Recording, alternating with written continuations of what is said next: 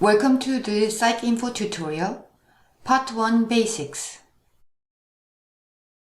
In this tutorial, you will learn what PsycInfo offers to psychology researchers, how to access it from the library's homepage, and how to create keywords and synonyms for effective search. PsycInfo is a database produced by the American Psychological Association, APA. It is the premier database for behavioral and mental health research. PsycInfo provides abstracts of over 5 million peer-reviewed records.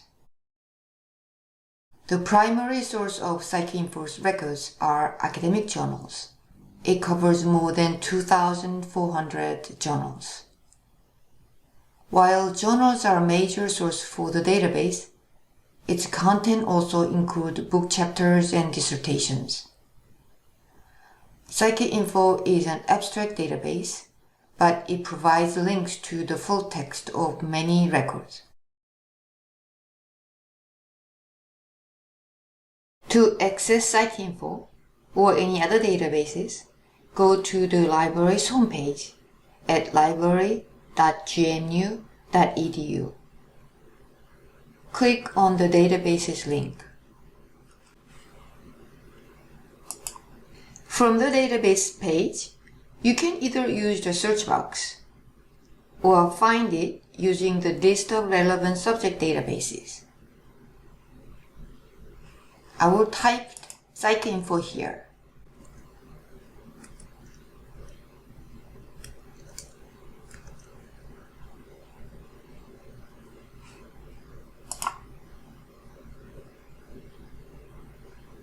Click the first one.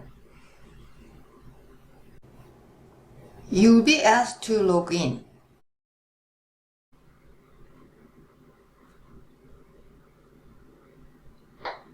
Before we delve into the database, let's prepare for our search with two important steps. First, we need to identify topic keywords. Next, we need to create synonyms for each keyword. Let's say our topic is the impact of personality traits on job satisfaction. From here, we can identify two keywords or phrases: personality traits and job satisfaction. You may wonder, what about impact? Is that not a keyword? The reason why impact is not considered a keyword for this search is because most studies about personality traits and job satisfaction are likely about how the personality traits influence job satisfaction.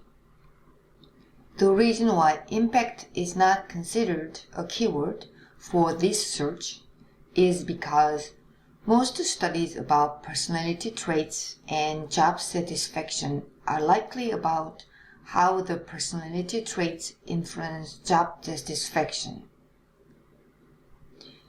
The next step is to create synonyms for each keyword. Let's start with personality traits. A similar phrase for personality traits can be personality differences. Or we can use 5-factor model of personality. When we enter these alternatives into the database, we will order them so all options are returned, since we would be able to use any study that includes any of these terms. How about job satisfaction? We can try work satisfaction or employee satisfaction. Again, we will order these when searching the database.